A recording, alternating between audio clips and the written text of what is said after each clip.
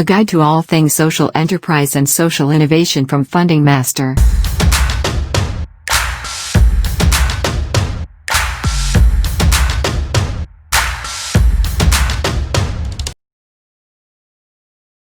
Welcome to Funding Master. Members of our team have been involved in successful social enterprise and social innovation projects over many years. So, in this video we want to explain in simple terms all about social enterprise and social innovation. We will do this by taking a stylized example and working through the different stages and concepts. Firstly, let's meet Jean. Jean is a highly engaged member of her community and is involved in several community-based committees and groups. Jean believes in the power of the community working together to solve local problems and is a very happy and positive person. Recently though, Jean has been a little concerned about one of her family members. Meet Joe, Jean's nephew. Joe is 20 and finished school 2 years ago but still hasn't found a permanent job. Jean has noticed how down Joe has been of late and is concerned about his well-being. At a local community meeting, Jean mentioned Joe's circumstances to a group of friends. She was very concerned to find out that Joe was not alone. Locally, unemployment of those under 25 was running at nearly 30%, way above the general unemployment level in the community of 5%. This was having very negative effects. Many young people had to leave the community to try and get a job. Those who stayed were feeling left behind and there were concerns for their mental health and well-being. The situation was putting a lot of strain on their families both financially and emotionally. After the meeting, Jean did some more research. It appeared that there were new tech companies in the local industrial estate who were crying out for workers. However, they needed potential employees to have certified IT skills. Very few local young people had these certified IT skills. Jean thought that this could be rectified. Jean approached Paul, one of her local committee members. Paul was a manager in one of the local tech companies. Paul said if there was a program to train up local young people that his company would support such an initiative. In fact, they would guarantee some work placements for trainees. He said he thought other tech companies would also support such an initiative. However, his company was not set up to run or manage such a non-commercial program. Next, Jean talked to Mike, a development worker with their local development agency. She explained the situation and her conversation with Paul. Mike suggested that if Jean set up a pilot, community-based training program, then the LDA would provide some funds to rent a room, equipment and a trainer. Jean thought about it and the work involved, which was more than she on her own could do. So, she called a meeting of local people who might be interested in helping out. She also invited Paul and Mike to the meeting. About 10 people turned up to the meeting apart from Jean, Paul, and Mike. It was agreed that a community group would be set up to initiate an IT training program for young people. Jean would be chair and drive the initiative. Others acted as secretary, treasurer and PR person. Paul got his company to provide a training room and a few older computers.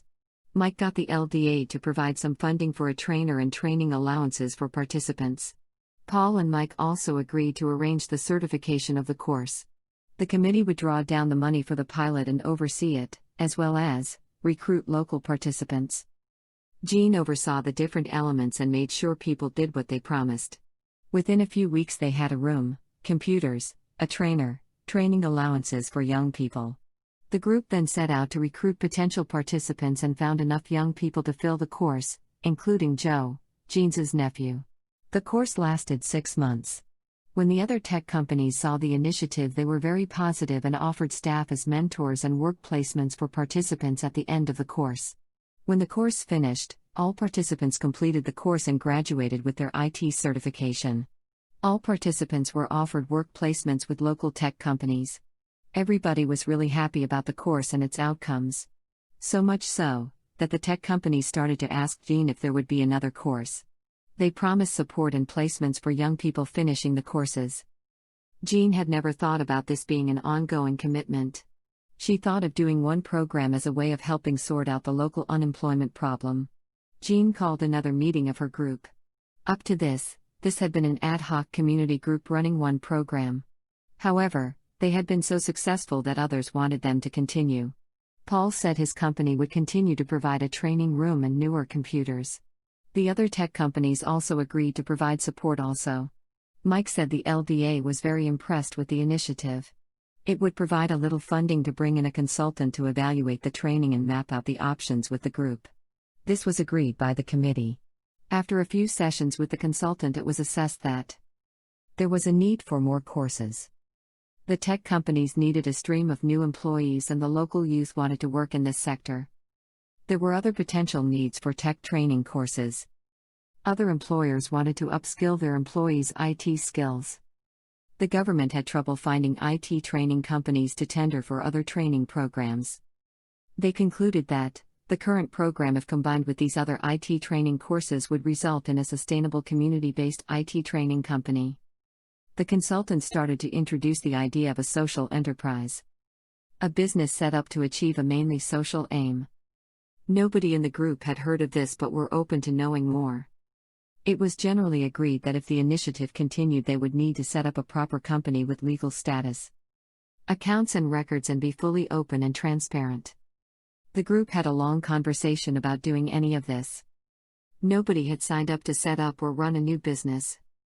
But after a long think, they agreed that it was a significant initiative in reducing youth unemployment locally and was worth the extra effort and work. So, the group set up a non-profit company with Jean as president/chair, and the other committee members became directors of the company. They registered with all the necessary authorities, set up bank accounts, and applied for some grants to hire a manager-cum-trainer. A year later, the new social enterprise is running a series of weekly training courses from their new training room in the industrial estate. They have a manager and 2 trainers. They get some grants to deliver training programs for the LDA. They win tenders for government training courses. And they run some courses for local businesses which they charge the market rate for. Jean, as president, is still driving the company and making sure everything is done properly. Joe got a job with a local tech company and is now doing college in his spare time to get more qualifications. In fact, most course participants got jobs through the courses. So let's analyze the story. It fits into 3 stages. The first is the concerned citizen stage, at the beginning. Many people are concerned about social, environmental, political and justice issues. They may sign petitions, attend protests or engage online in activism. This demonstrates concern. But very few bring the issue to the next stage of creating a solution and piloting something like a course, program or service. Those who do are engaged in the second stage, social innovation. Social innovation is the process of trying out new innovative community-based solutions. These pilots will try different approaches to see what works. They are connected with another concept called design thinking, which is a complicated-sounding term but simply means designing programs, products and services from the end user's perspective. Designing things intuitively, making it easy for users to use, make them more successful in practical life. Social innovation combined with design thinking is a powerful tool in addressing existing social problems. The third stage is mainstreaming. Here the solution gets solidified, and a formal structure and process evolves. In the diagram, there are a number of different mainstreaming pathways identified. One is the social enterprise pathway, where a community-based venture is set up and generates income from trading. Another is the community development pathway, where grants are primarily used with volunteering to deliver services. Other pathways include advocacy or labor market programs, as well as others. In this case, the social enterprise pathway was used as the training company could generate a traded income from courses, tenders and augment this with grants to deliver certain programs. So where does Jean fit in? In the first stage, Jean was a concerned citizen and raised a serious social problem, youth unemployment, and tried to raise the profile of the problem. However, when Jean and her group agreed to lead the training program, they went to the next step. In the pilot, they engaged in social innovation. Jean at this stage was acting as a social innovator. The social innovation pilot was evaluated positively and a pathway to mainstreaming was identified. When they agreed to move to the next stage, the group moved out of the social innovation phase and mainstreamed the initiative. In the third stage, the project became a social enterprise. Management and staff were hired. More activities were engaged in and the social business evolved. At this stage, Jean is a social entrepreneur as she is driving the social enterprise forward. The process of seeking out new opportunities, evaluating them and implementing them is called social entrepreneurship. So, that is it. The difference between social innovation and social enterprise. The difference between a concerned citizen, social innovator and a social entrepreneur. We hope you found this guide to all things social enterprise and social innovation useful. Please feel free to share this video. Funding Master works with clients to develop projects and find suitable grants to make them reality, including social enterprise and social innovation projects.